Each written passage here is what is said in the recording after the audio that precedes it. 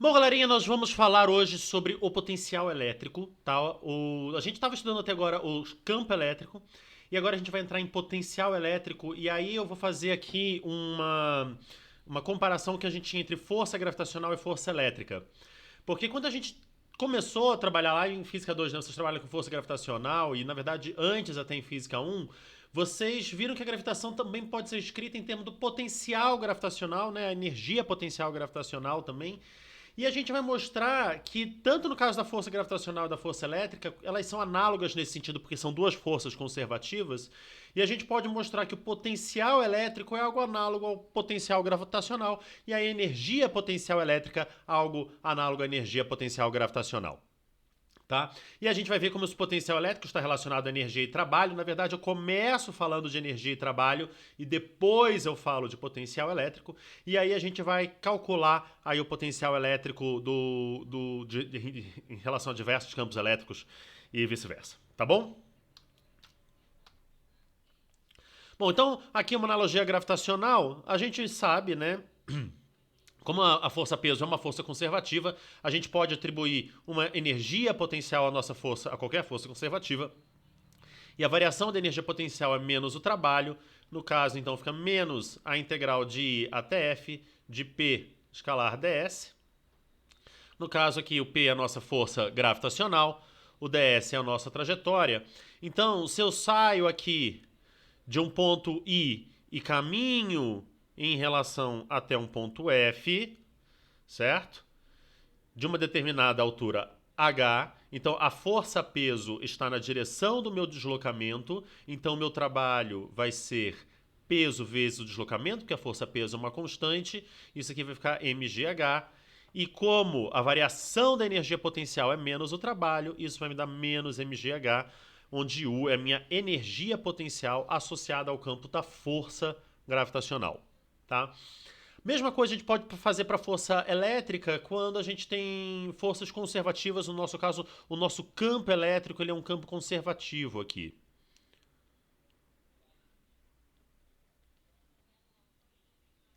Ah, vai ter caso onde não vai ser? Vai ter caso onde o campo elétrico não é conservativo, então a gente não vai poder definir o nosso potencial em relação a isso. Mas eu posso definir sim, tá, uma variação de energia potencial elétrica, como sendo menos o trabalho da minha força elétrica, e aí eu tenho aqui uma energia potencial elétrica associada à minha força elétrica, do mesmo jeito que eu tinha uma energia potencial gravitacional associada à minha força gravitacional. Tá? Então, quando uma força eletrostática, por exemplo, atua entre duas ou mais cargas dentro de um sistema, a gente pode definir a energia potencial elétrica U em termos do trabalho realizado pelo campo elétrico quando o sistema muda as suas configurações iniciais para alguma configuração final. Tá? Como na energia potencial gravitacional ou mecânica, devemos especificar um ponto de referência para a qual a energia potencial elétrica será definida. Lembra, a gente geralmente, isso em Física 1 a gente costuma, né, falar bastante disso, há sempre uma liberdade para definir o zero de energia potencial.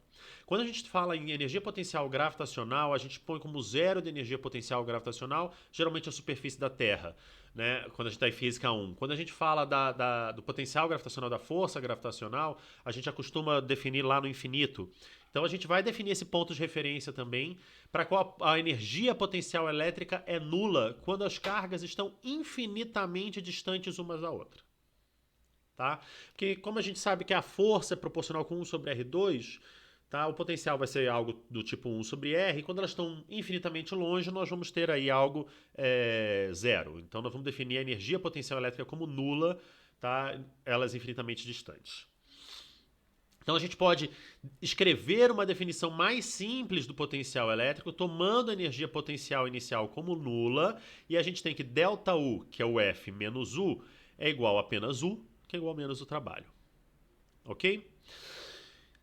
Então, se E, né, realiza um trabalho positivo, então U igual a zero. Se o campo elétrico realiza um trabalho positivo, então a energia potencial elétrica é negativa.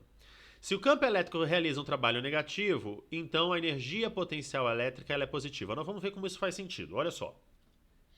Tá? Mas antes vamos só definir aqui que a função energia potencial, O de R, é menos a integral do infinito, porque a gente definiu lá o infinito, o zero no infinito, né? Então aqui, ó.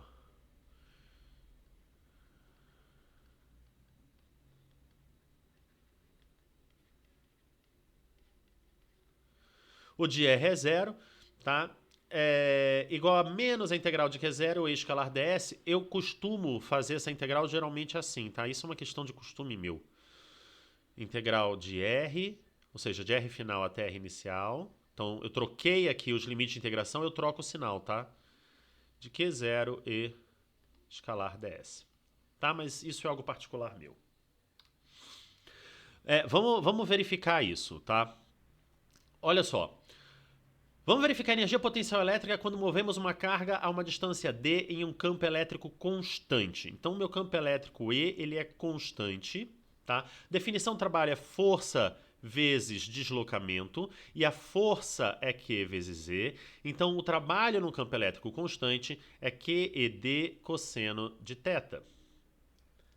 Tá? Então, lembre-se o seguinte, se o trabalho for maior que zero, implica num ΔU menor do que zero.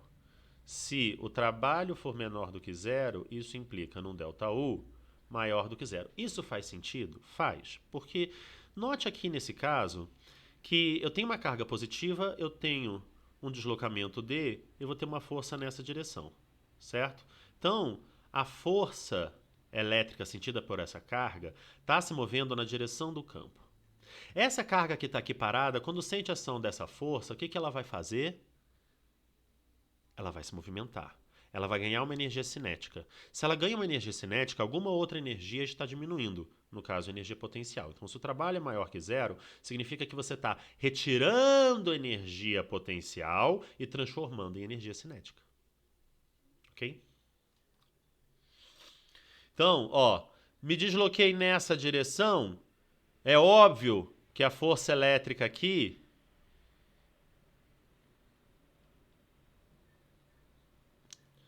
realiza um trabalho positivo, então ela está tirando energia potencial e dando energia cinética, e o meu ΔU é negativo.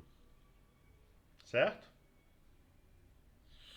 Agora, se ela está no sentido contrário, se a carga está se deslocando no sentido contrário ao campo elétrico, a força é para cá, ó. A força elétrica é para cá. Então essa força elétrica ela está desacelerando a minha partícula, porque olha só, ela está indo no sentido contrário. Essa força elétrica não quer que ela vá para lá, ela quer que ela se mova nessa direção, né?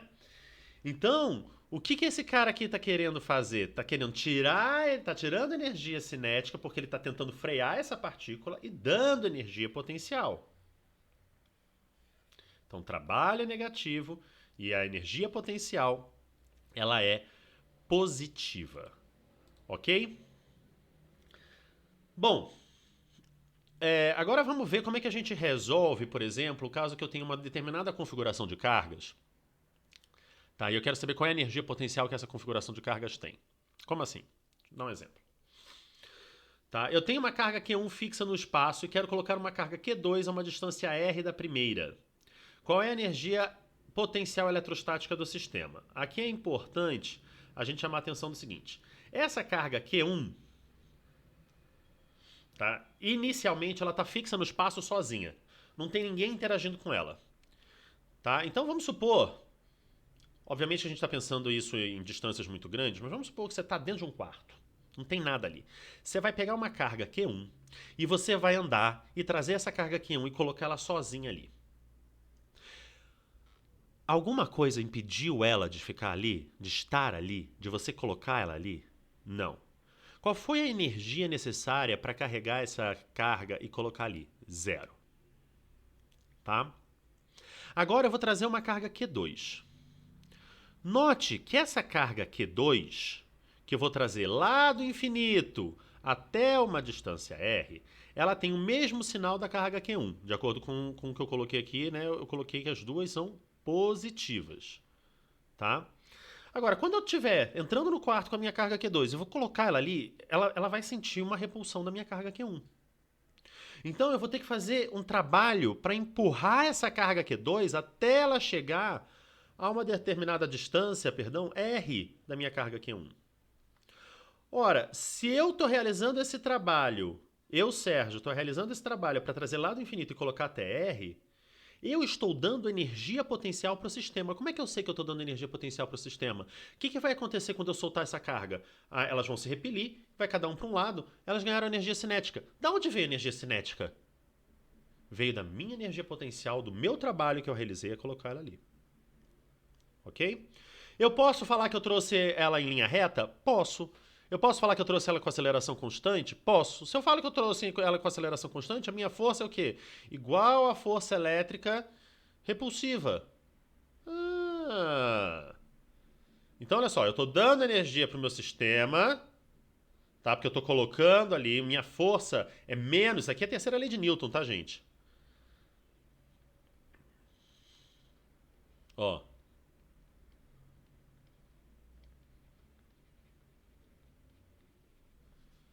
Ok? Então eu estou dando energia para o meu sistema para colocar ela ali, que é igual a menos a força elétrica de repulsão, ou inverte o sinal aqui, faz uma integral de R até infinito desse cara. E aí eu posso calcular qual foi a energia que eu dei para o sistema, porque eu exatamente não sei qual é a minha, mas isso daqui eu sei. E eu sei que a força elétrica ela é conservativa. Se a força elétrica é conservativa, o trabalho independe da trajetória. Então eu posso fazer essa trajetória no sentido que eu quiser. Então, ao invés de caminhar num DS bizarro lá do infinito. Estou trazendo lá do infinito. Ao invés de eu fazer assim, não, eu vou trazer tudo em linha reta. Opa. Vou trazer tudo em linha reta. Por quê? Porque assim eu sei fazer integral. Olha só que beleza. Certo? Precisei fazer uma pequena correçãozinha aqui, então agora já voltando, tá? Que eu tinha esquecido de um sinal de menos. Mas eu posso fazer, então, em linha reta essa trajetória. Então, vou vir lá do infinito para R, mas na verdade aqui eu mudei a ordem, ó, eu estou indo de R até infinito, então estou andando na direção do campo aqui, certo? Então isso dá Q1, Q2 sobre 4πε0 dr sobre R2 de R até infinito.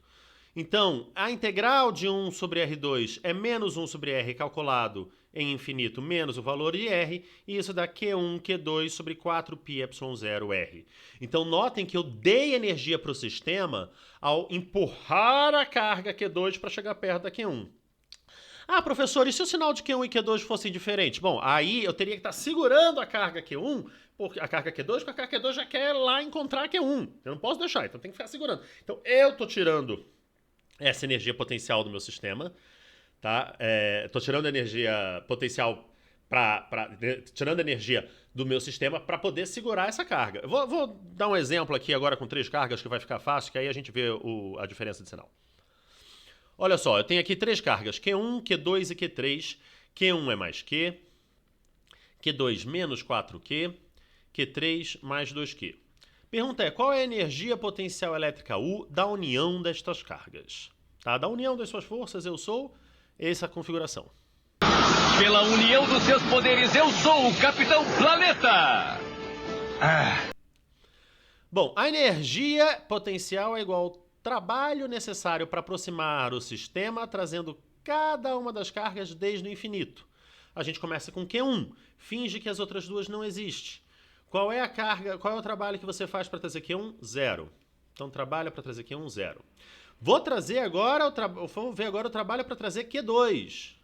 Olha só, lá do infinito até Q1, eu resolvi aqui. Q1, Q2 sobre 4πε0R. Tá aqui. Ah, professor, mas Q2 é infinito. Só que eu ainda não... É negativo. Só que eu ainda não substituí. Então, vamos deixar tudo aí. Só vou substituir no final. Tá? Notem que agora eu vou trazer Q3.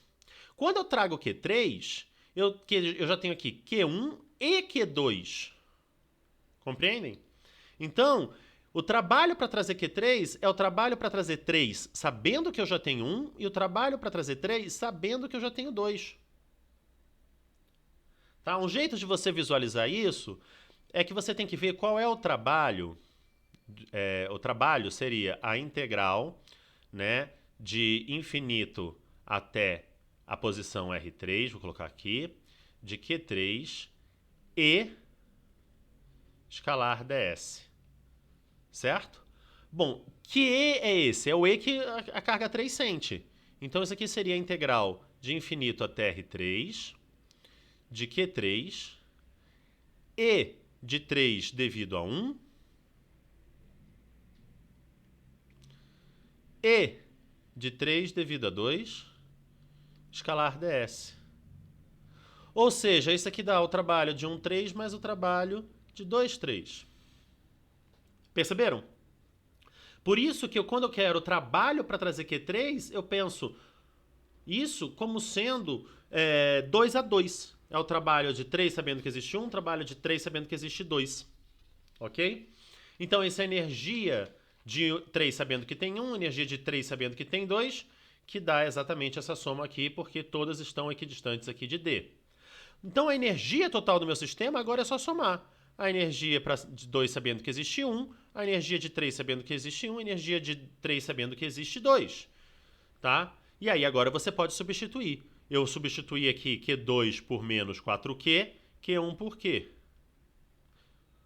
Então você tem menos 4Q ao quadrado, mais 2Q ao quadrado, menos 8Q ao quadrado, menos 5Q quadrado sobre 2πd. Tá? Então essa é a energia potencial elétrica total do meu sistema. O meu sistema está preso nele, tem uma energia potencial negativa. Ok? Bom, se eu tenho a minha energia potencial elétrica, eu posso definir agora o meu potencial elétrico. E o meu potencial elétrico é a energia potencial por unidade de carga. Gente, isso daqui é mais ou menos aquela comparação que você pode fazer com o campo elétrico. Olha só, você tem a força elétrica, depende da carga.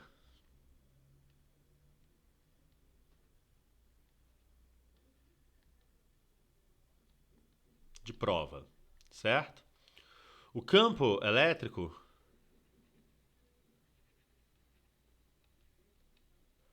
independe da carga de prova. Mesma coisa a gente tem aqui, tá? A minha energia potencial elétrica, ela depende de uma carga de prova para a gente saber qual que é a energia. O meu potencial elétrico é energia por unidade de carga, então ele independeria de uma carga de prova. Então se eu falo assim, eu tenho esse potencial elétrico, o que significa isso? Significa que se eu colocar alguma carga ali, ela vai ter, o meu sistema vai ter essa energia potencial elétrica. Tá? Então a diferença, lembrando que a gente tinha ali a definição, né, de ΔU igual a menos o trabalho, então era menos Q integral de RI até RF de E escalar ds, agora a gente pega ΔU sobre Q. Então meu ΔV, o meu VF menos VI, é menos a integral de RI até RF de E escalar ds, ou se a gente escolhe o I, o infinito como referência, quer dizer, o RI é o infinito e, portanto, VI é zero, a gente tem que o nosso potencial elétrico é a integral de menos infinito até R de E escalar ds, ou mais a integral de R até infinito de E escalar ds.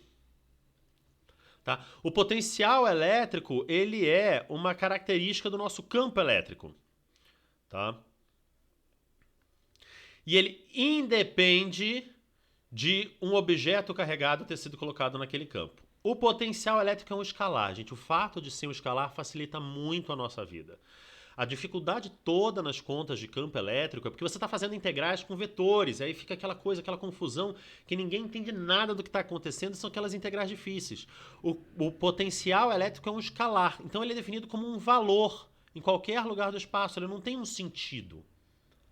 Tá? A diferença de potencial elétrico entre um ponto inicial I e um ponto final F pode ser expressa em termos da energia potencial elétrica de Q em cada ponto. Quer dizer, ΔV é igual a VF menos VI, que é igual a UF sobre Q menos UI sobre Q, que é igual a ΔU sobre Q. Então a gente pode relacionar a variação no potencial elétrico ao trabalho feito pelo campo elétrico na carga Q. Tá? Ou, de novo, né? Tomando a energia potencial elétrica como nula no infinito, nós temos que o potencial elétrico é o trabalho realizado pelo campo elétrico na carga quando ela é trazida lá do infinito até o ponto de interesse. Tá? O potencial elétrico ele pode ser positivo, ele pode ser negativo, ele pode ser nulo, ele só não pode ter direção e sentido. Tá? Se o campo elétrico for conservativo, isso daqui é importantíssimo, vai ser importantíssimo para os próximos capítulos. Se o campo elétrico for conservativo, estático, o trabalho independe da trajetória, que a gente já falou isso sobre a força elétrica. Né? Então, se você pega a variação de um potencial, você sai de um ponto, volta para esse ponto, num circuito fechado, sai de A e volta a integral de E escalar ds nessa trajetória fechada tem que dar zero. Ok? A unidade, que é joules por coulomb, é comumente encontrada, ela é chamada de volt, abreviada como V, em homenagem ao físico italiano Alessandro Volta, tá? De 1745 a 1827. E essa definição de volt ela é tão mais comum que a gente redefine o campo elétrico nosso como sendo pela unidade volt por metro. A gente não trabalha mais tanto com Newton por Coulomb, mas a gente trabalha por volt por metro, tá? Para campo elétrico é uma unidade mais comum, ok? Quando um campo elétrico está presente, o potencial elétrico ele tem um valor em cada ponto do espaço, tá? Porque V de x é uma função potencial, tá? Pontos que correspondem ao mesmo valor do campo elétrico formam uma superfície equipotencial, ou seja, que tem valor constante. Equivalente ao que a gente tinha lá, que vocês viam, principalmente no segundo grau, né, que vocês tinham aqueles mapas de altitude, onde eles desenhavam assim, cada um com a sua altitude. Né? Isso daqui está a não sei quantos metros do solo, conforme vai ficando mais escuro cada vez mais, até ficar completamente aqui, desgraça, completamente aqui e tal, certo? Vocês viram isso no segundo grau para superfícies na parte de altitude, né? Digamos aqui, potenciais gravitacionais, tá? Você tem o mesmo tipo de superfície equipotencial agora, só que para potencial elétrico, né? Então, se as partículas carregadas se movem ao longo de uma superfície equipotencial, não há trabalho realizado. Por que não há trabalho realizado? Lembrando que a superfície equipotencial é o trabalho para você movimentar a carga sobre carga, né? V é W sobre Q. Né? Então, se você está numa superfície equipotencial, se ΔV é zero, significa que o trabalho é zero. Tá? Existem superfícies equipotenciais em 3 dimensões, isso é claro, e a gente vai usar frequentemente as simetrias do potencial elétrico para representar superfícies equipotenciais como linhas equipotenciais em um plano. Tá? Se uma partícula carregada se move perpendicularmente à linha de campo elétrico, então não há trabalho realizado, o trabalho é zero, né? Porque D é perpendicular a E. E se o trabalho realizado pelo campo elétrico é nulo, então o potencial elétrico deve ser constante. ΔV é igual a zero, V é constante. Então, necessariamente, as superfícies e linhas equipotenciais são sempre perpendiculares às linhas de campo elétrico. Tá? Vou até salientar isso aqui. Ó. Sempre perpendiculares às linhas de campo elétrico. Então, se você tem um campo elétrico que ele é constante no espaço inteiro,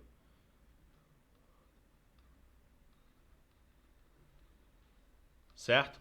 Quando que você vai ter situações onde o trabalho que você vai movimentar uma partícula vai ser zero? Se eu movimentar a partícula daqui até aqui, o trabalho vai ser zero? Claro que não. E escalar D é diferente de zero. Se eu movimento ela daqui até aqui é igual a zero? É, porque escalar D é zero, certo? E está numa direção, D está na outra, eles são perpendiculares, então é zero.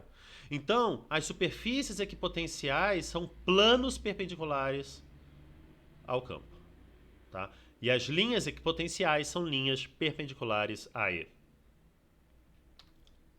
Tá? O potencial, e isso aqui deu um probleminha, mas as linhas de campo elétrico de uma carga pontiforme, tá? São linhas radiais que emanam da carga pontiforme. Isso aqui seria, em 3 dimensões, você teria esferas concêntricas. Tá? Isso aqui eu tinha colocado uma carguinha verde em cima, mas a gente esquece. São esferas concêntricas, né? Se você pensa em 3 dimensões, são, né, superfícies, são cascas esféricas concêntricas, ou em 2D, círculos concêntricos. Tá? É igual, tanto para carga positiva quanto para carga negativa, simetria é a mesma. Tá? Isso é um pouco mais complicado quando você tem 2 cargas pontiformes. tá? Então, aí você teria que fazer direitinho, lá não tem uma forma bem definida, né? Lembrando que as linhas de campo elétrico têm origem na carga positiva, terminam na negativa, e as linhas equipotenciais são sempre perpendiculares às linhas de campo elétrico, tá? As linhas vermelhas representam um potencial elétrico global positivo e as linhas azuis representam um potencial elétrico negativo. Tá mais perto da carga negativa, aqui está mais perto da carga positiva, isso é meio óbvio, né?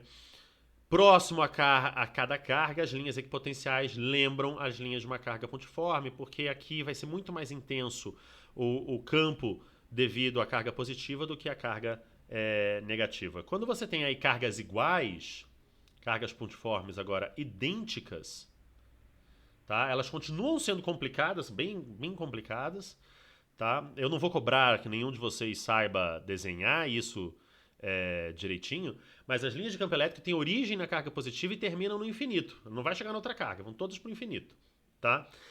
Outra vez, as linhas equipotenciais sempre perpendiculares às linhas do campo elétrico, só existem agora potenciais positivos, né? Um V maior do que zero, e próximo a cada carga, as linhas lembram de uma carga pontiforme, né? Obviamente, porque você tem ali a influência maior da carga que está perto dela. Fazer um exemplo aqui para facilitar a nossa vida, tá? Eu tenho aqui um campo elétrico uniforme, tá? E eu quero a diferença de potencial movendo uma carga de teste Q0 ao longo de um caminho ICF, onde CF forma um ângulo de 45 graus. Então eu venho de I para C, e depois eu vou de C para F, tá? Em reta. Pode não parecer, mas isso é uma reta. E esse ângulo daqui é um ângulo de 45 graus, tá? Bom, eu vou integrar aqui de I até F. Depois eu vou integrar de C até F. Então, VF menos VI vai ser VF menos VC mais VC menos VI. Na verdade, o que eu fiz aqui, eu separei a minha integral. Estou fazendo primeiro a integral de I até C, depois a integral de C até F. Tá? Por quê? Porque nesse ponto aqui, o campo elétrico aponta numa determinada...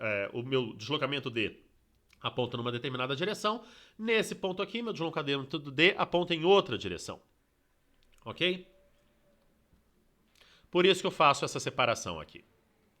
E nesse caminho aqui de I até C, o meu deslocamento é sempre perpendicular ao campo, esse cara daqui dá zero. Beleza, essa foi fácil. Resta apenas o meu deslocamento aqui, ó, de C até F. Bom, mas esse produto escalar EDS é módulo do primeiro, módulo do segundo, vezes o cosseno do ângulo entre eles. Certo? Esse cara aqui é 45 graus. A distância vezes 1 sobre... essa distância aqui... Deixa eu pegar aqui, ó. Isso daqui é D. Isso aqui é 45 graus. Esse cara daqui eu sei o quê? Bom, voltando aqui, nós temos o seguinte, certo? Se essa distância aqui entre D e F é D e aqui é R, nós temos que seno ou cosseno de 45, tanto faz, eu vou colocar como cosseno de 45 mesmo, porque é a mesma coisa, é igual... Daí eu vou colocar como seno de 45, vai? Seno de 45 é igual a D sobre R, ou seja, R é igual a D sobre seno de 45.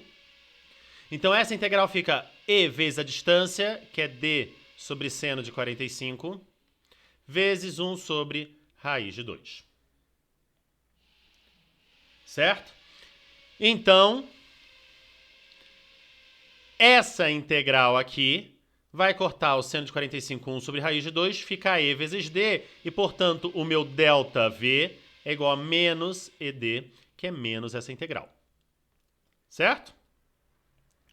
Bom, se a gente pega agora uma carga pontiforme, por exemplo... só para chamar a atenção de vocês, que se a gente fizesse aqui, ó, o campo conservativo, se a gente fizesse simplesmente essa integral direto, ó, VF menos VI é a integral de I até F, menos, né, de E escalar ds, aqui o meu E e o ds apontam na mesma direção, mesmo sentido, já sairia direto menos E vezes D. Compliquei por quê? Queria mostrar que não importa o caminho. Se não importa o caminho, porque eu estou trabalhando aqui, nesse caso, vou trabalhar aqui com campos conservativos, né? Eu tenho aqui agora para uma carga pontiforme. Então vamos pegar aqui o nosso exemplo de uma carga pontiforme. Eu tenho que VI menos VF é menos a integral de I até F de E escalar ds, ou mais a integral de F até I de E escalar ds, certo? Lembrando que meu campo, o E de uma carga pontiforme, é na direção radial, tá? Eu posso escolher qualquer caminho, eu vou escolher a trajetória radial, tá? Então, eu estou vindo agora, eu vou sair, né, do infinito, eu estou saindo, perdão, de um ponto R qualquer em direção ao infinito, então eu estou caminhando na mesma direção de um campo elétrico se a minha carga for positiva, tá? Então vai ficar EdR, que é 1 sobre 4πε0 Q sobre R2 dr. Essa integral aqui, tá? Vai ser, deixa eu colocar VF, né, menos VI, vai ser 1Q sobre 4πε0 menos 1 sobre R, calculado entre 0 e infinito, entre R e infinito. E isso dá exatamente Q sobre 4πε0R. E aí a gente usa de novo aqui que V de I é igual a 0 para R igual a infinito, que de fato é. E a gente tem que o V de R, tá, é Q sobre 4πε0R. Se a gente tem um sistema de cargas pontiformes, a gente pega o potencial devido a uma carga e vai somando todo mundo. Soma de todo mundo. Ah, professor, mas não tem que ver para onde aponta isso, aquilo, pelo amor de Deus, gente. Não, porque eu estou trabalhando com o quê? Com escalar. Então, nada, o potencial não aponta para lugar nenhum. É tudo escalar. Tá? Aí, se vocês lembram lá das complicações que foi pra gente o caso de um dipolo elétrico, né, da outra vez, isso não é mais tão verdade agora. Ah, por que não é mais tão verdade agora, professor? Porque quando você tem um dipolo elétrico, tá, você pode simplesmente somar os potenciais. Você soma, você não está interessado aqui em apontar para um lugar ou para outro. Então eu estou somando os potenciais. Olha só que coisa linda. Tá? Então, vou somar esses dois caras aqui. Tá? Isso daqui, vou colocar em evidência, ó, Q sobre 4πε0. Isso daqui vai me dar 1 sobre R mais, menos 1 sobre R menos. Tá bom? Vou continuar essa conta. Aqui. Tá? Isso daqui vai ser Q sobre 4πε0. R menos menos R mais sobre R menos vezes R mais. Aí aqui vem aproximações importantes. Se eu pego esse ponto P muito longe, vocês fizeram isso em ótica na vida de vocês, tá? Muito longe. Como lembra que você fala assim, nossa, quando lá no segundo grau, nossa, faz tempo que vocês devem ter visto isso no segundo grau, né? Mas tudo bem. Lembra quando vocês viram assim, olha, os raios do Sol estão vindo lá do infinito, eles vêm todos paralelos. Se você P está muito longe, você pode considerar que R mais e R menos são paralelos. Tá? De forma que aqui você tem, né, o seu momento de dipolo P, que faz um ângulo θ com seus raios paralelos. Tá? Então você pode pensar isso aqui. Tá? Essa aqui é a distância D. Se esse ângulo daqui é θ, R menos menos R mais, que é essa distância aqui, ó, você pode ver, cosseno de θ seria cateto oposto sobre a hipotenusa D, então esse cateto adjacente sobre a hipotenusa D, então esse cara daqui é aproximadamente D cosseno de θ, tá? E eu vou pegar R mais e R menos e vou falar que como se estivesse saindo aqui, ó, do centro de massa deles, o meu R. Então fazer R menos e R mais aproximadamente R ao quadrado. De forma que isso daqui vai ficar QD cosseno de θ sobre 4πε0 R2. QD é o nosso momento de dipolo P. Então isso aqui fica P cosseno de θ sobre 4πε0r2. Vou multiplicar e dividir por R. Então isso aqui dá PR cosseno de θ sobre 4πε0r ao cubo. Então isso é P escalar R sobre 4πε0r ao cubo. Né? Mas a vida, ela é sacana com a gente, né? A vida, ela não é fácil. A vida é sofrida mesmo. E exatamente porque a vida não é fácil, que a gente não fica sempre trabalhando com o que a gente gostaria, que seriam cargas pontiformes. A gente vai trabalhar com distribuição contínua de cargas, onde a gente vai dividir todo mundo em elementos infinitesimais de cargas dq, e o nosso somatório vai virar uma integral.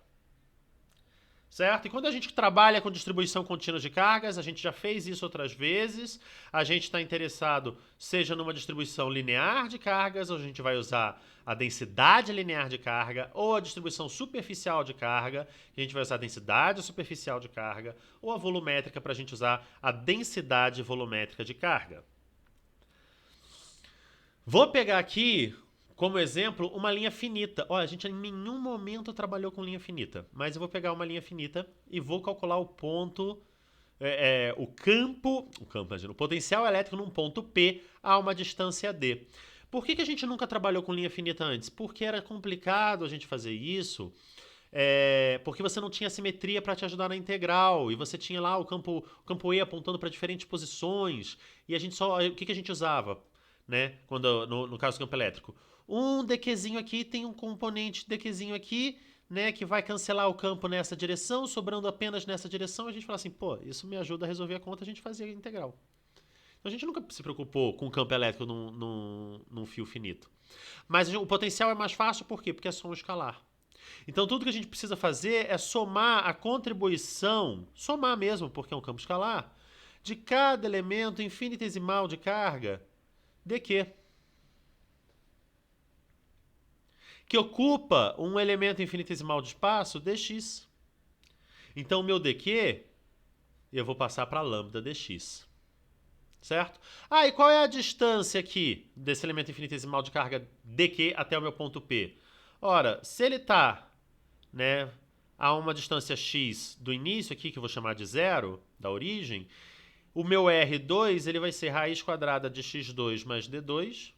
Então, ó, eu tenho 1 sobre 4πε0 lambda dx sobre raiz de x2 mais d2. Essa sim é uma integral um pouquinho mais complicada, porque dá um ln, né? Então, aí eu já daria a resposta para vocês. Lambda sobre 4πε0 ln de L mais raiz de L2 mais D2 sobre D, onde sim eu considerei que V é igual a zero no infinito. Ok? Bom, se eu pego um disco agora uniformemente carregado, tá? E isso eu vou usar aqui, então, o que a gente já viu lá na parte de campo elétrico, né? Vou usar o meu dq como sendo um 2πr/dr, aqui eu coloquei um r', tá? Lembrando que o meu potencial elétrico, eu estou calculando aqui no ponto P, a uma altura z, e o meu disco, né, tem um raio rzão, tá? Eu estou pegando aqui que essa distância R de um elemento infinitesimal de carga dq do meu disco, ele vai ser raiz quadrada de z2 mais r' ao quadrado. Por quê? Porque eu estou separando isso aqui em infinitos anéis r', e eu vou somar de 0 até rzão, porque agora eu saio de uma integral em dq para uma integral em dr'. Então sai de 0 até o raio total do meu disco, que é rzão. 1 sobre 4πε0, dq sobre o módulo da distância, e isso dá sigma sobre 2ε0, raiz de z2 mais r2 menos módulo de z. Ok? Vou pegar agora um condutor esférico de raio R carga Qzão. Tá? Condutor. Vamos lembrar que para um condutor esférico em equilíbrio eletrostático,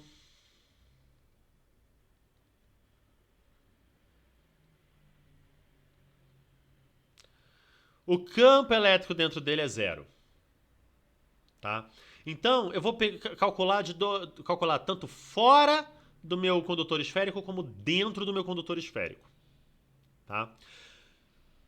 Fórmula da diferença potencial é a integral de menos RI até RF de escalar dr ou mais a integral de RF até RI de escalar dr. Tá? O meu campo elétrico fora do meu condutor esférico é dado por 1 sobre 4πε0 Q sobre R2 na direção R chapéu. Tá?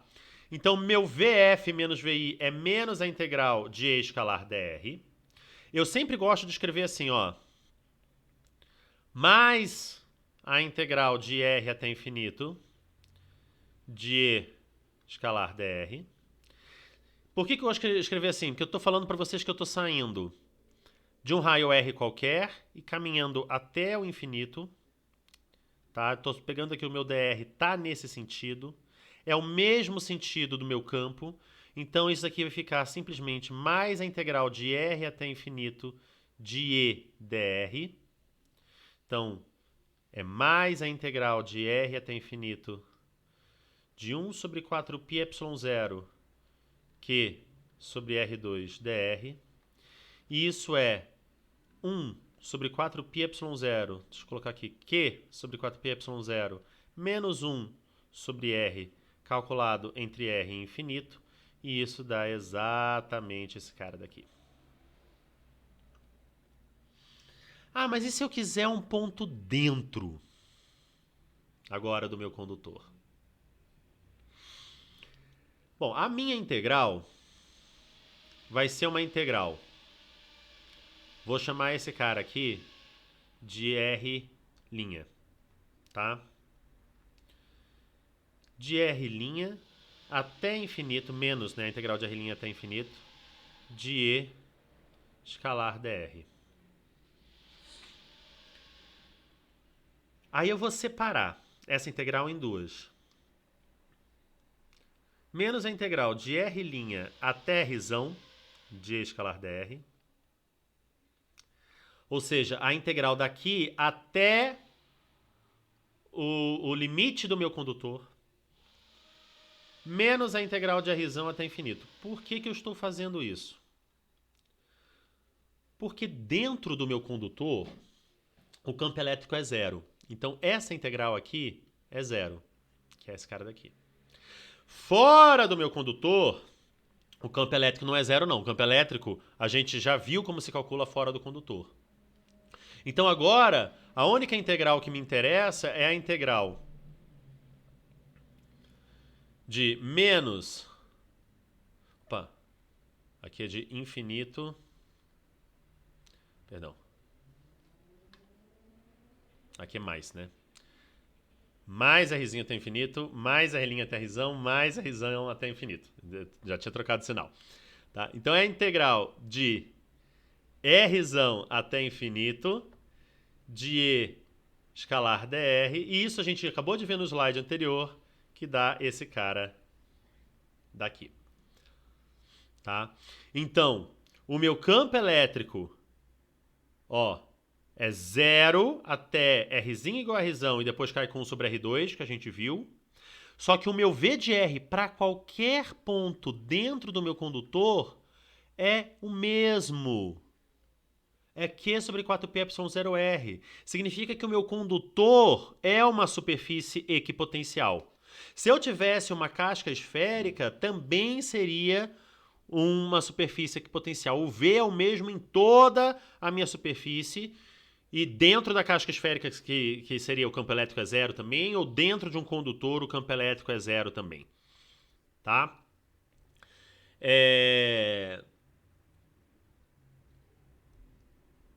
Isso aí, por exemplo, é o princípio que a gente tem uma casca esférica condutora, né? Não um condutor esférico perfeito, mas se a gente pensa numa casca esférica, só fazer esse parênteses aqui.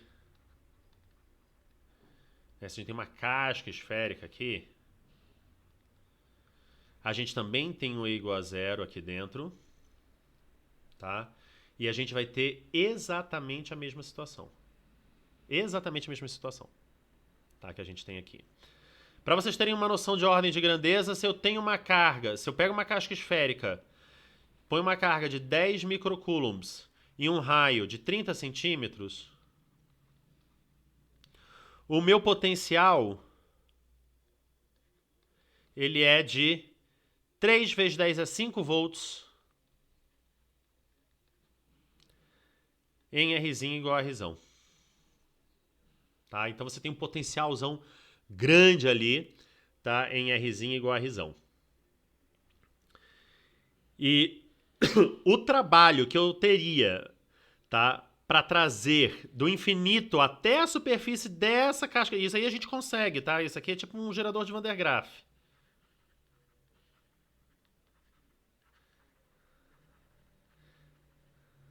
Sabe o que é um gerador de Van der Graaf? Aquelas bolas de metal que você põe a mão e seu cabelo fica espetado. O meu não fica espetado, não, mas que, né, alguns cabelos conseguem ficar lá todos espetados. É tipo isso.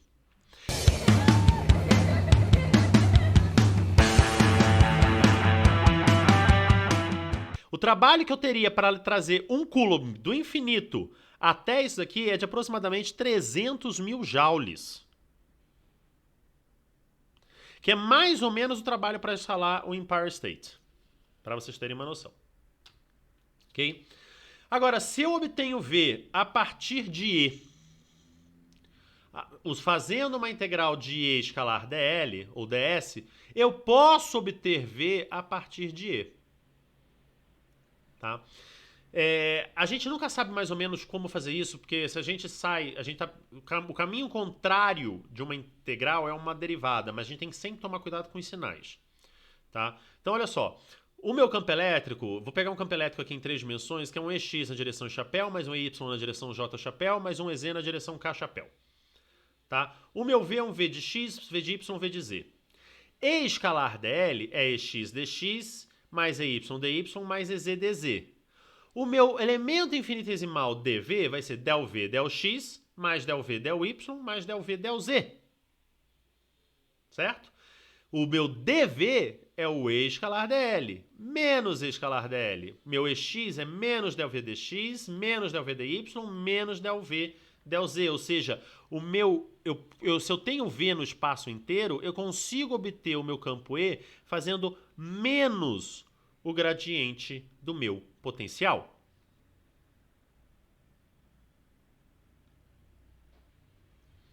Tá? Um exemplo disso é o disco uniformemente carregado que a gente calculou, o nosso V de Z. A gente chegou que o V de Z aqui é sigma sobre 2 ε0, raiz quadrada de Z2 mais R2 menos módulo de Z. Nesse caso em particular, V é igual a V de Z somente. Então, meu campo elétrico, E de Z, é menos del V del Z. Que aí a gente chega nesse resultado já conhecido derivando o campo elétrico. Então, às vezes você fala assim, professor, mas eu estou obtendo V para depois obter E? Por que eu estou fazendo isso? Porque V é escalar, é mais fácil de você trabalhar. E o que é mais fácil para você? É integrar ou derivar? Derivar. Então, o que é mais fácil? Tirar o gradiente de um escalar ou integrar um vetor? Né? Por isso a gente gosta de trabalhar com V. Como eu falei na aula passada, uma coisa que a ideia, né, o conceito de potencial elétrico ia ajudar a gente a entender é o chamado efeito de pontas. Tá? No efeito de pontas, como eu falei, se você pega um material condutor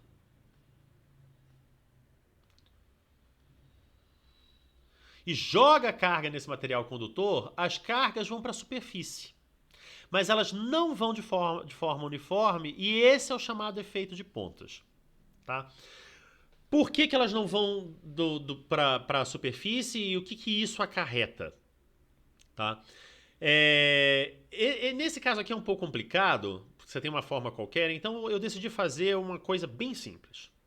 Tá? Eu peguei 2 esferas condutoras de raio RA e RB, com RA menor do que RB, tá? E elas estão conectadas por um fio condutor, de forma que tudo isso aqui é um condutor só. Tudo isso aqui tem que estar sob o mesmo potencial. O V dos dois é igual.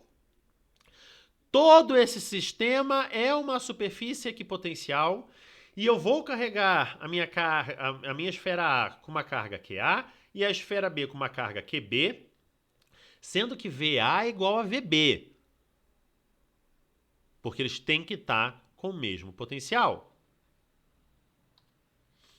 Então aqui está a minha esfera A, aqui está a minha esfera B. O meu V de A tem que ser igual ao meu V de B. Então olha só.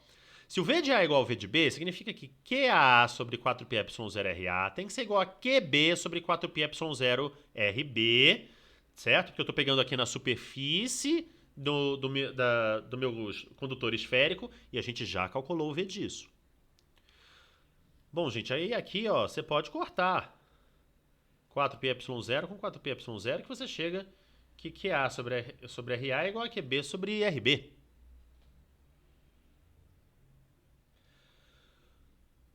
Então, as esferas que têm raios diferentes terão cargas diferentes.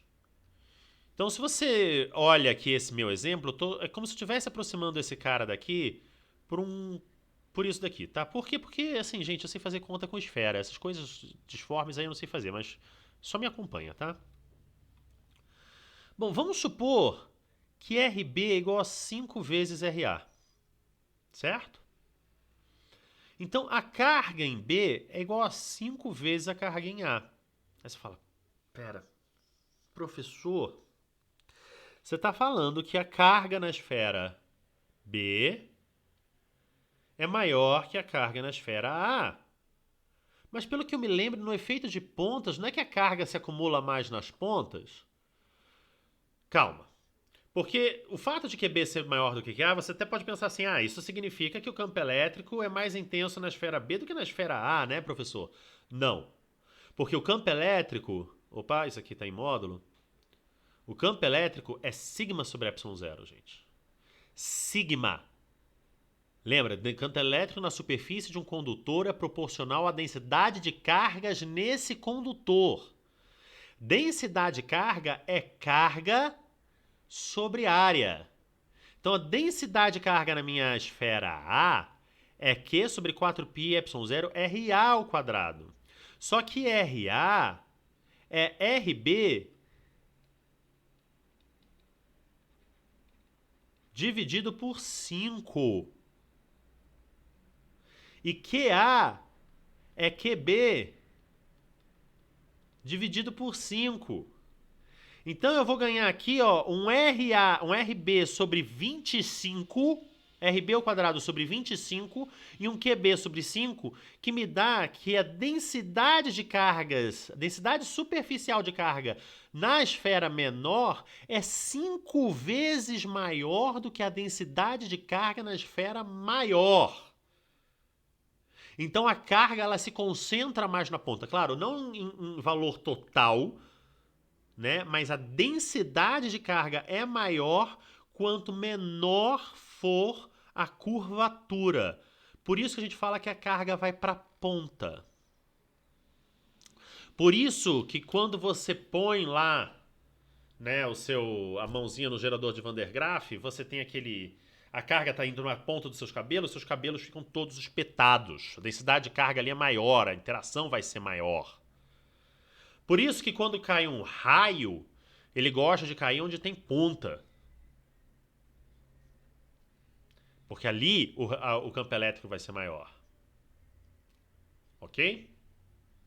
O acúmulo de carga é maior. O sigma é maior.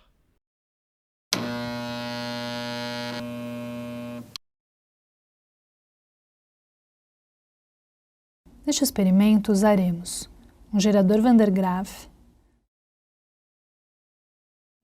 um fio de ligação, uma vela e uma haste pontiaguda sobre uma base de plástico isolante. Para iniciar, ligamos a haste metálica na esfera do Van der Graaf.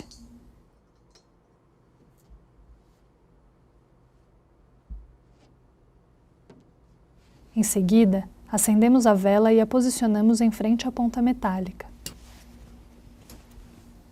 Ao eletrizarmos a esfera do gerador, o potencial da esfera se iguala ao potencial da ponta metálica.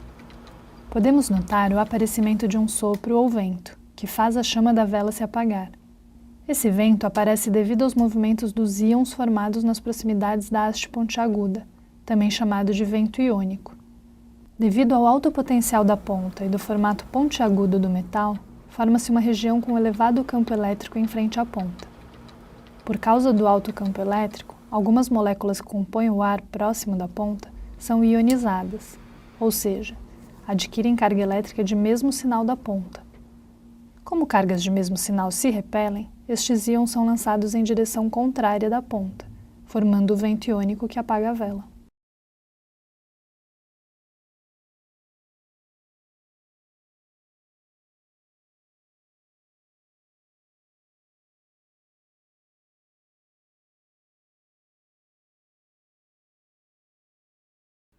E isso ajuda a gente também, não no caso do efeito de ponta, mas no caso potencial, é importante para a gente saber também como que ocorre o chamado processo de centelhamento ou de faísca. Ah, como assim, professor? Como é que ocorre uma faísca? Como é que uma faísca é produzida? Tá? Como é que um raio surge?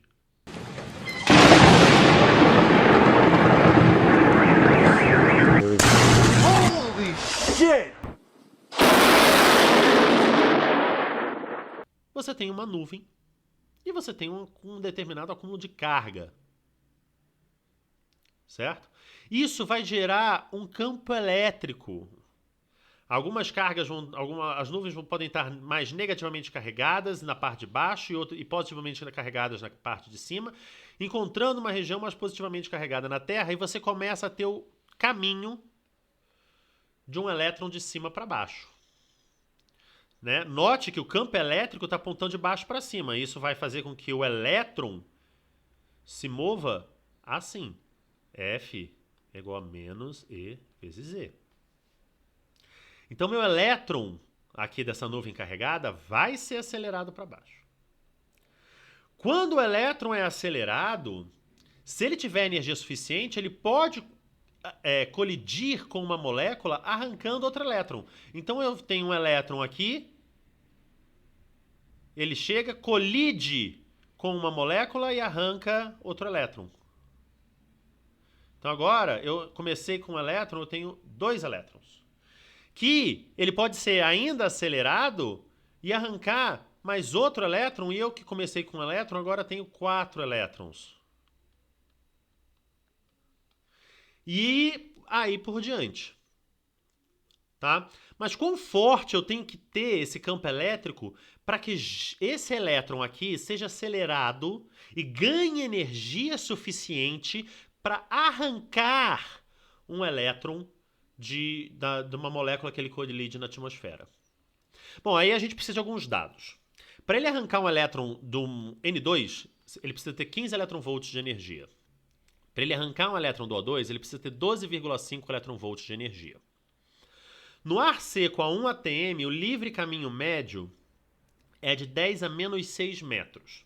Vamos facilitar a nossa vida, vamos dizer que o elétron precisa de 10 elétron-volts em média, para arrancar um elétron de uma molécula da atmosfera.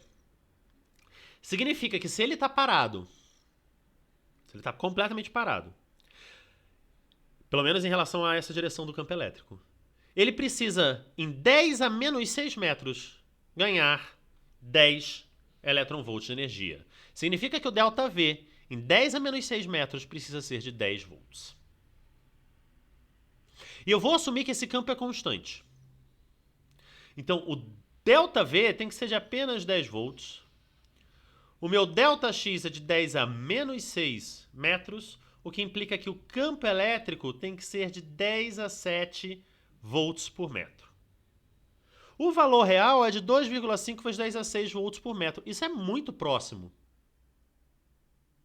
Tá? Isso é extremamente próximo. Eu fiz uma conta, gente, extremamente pedestre. Eu fiz uma conta para centelhamento e faísca aqui, para definir qual é o campo elétrico necessário para que a gente tenha uma faísca. Eu fiz uma conta muito simples. Eu aproximei por 10 electronvolts, eu falei ali a 10 a menos 6 metros, e cheguei num valor bem próximos. Tá? Isso é em torno de 3 milhões de volts por metro. Você pode falar assim, nossa senhora, esse campo é gigante, né, professor? Não, não é. Tá? Isso não é tão grande, não. Tá? Às vezes você vai pegar na maçaneta do carro e você olha 3 milímetros da maçaneta do carro e você recebe um choque. Porque a diferença potencial entre você e a maçaneta está de 1000 volts. Você fala, nossa senhora, professor, mas eu não deveria morrer? Não.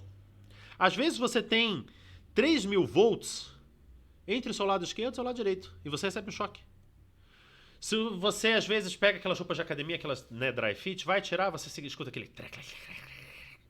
Porque ali está acontecendo um centelhamento.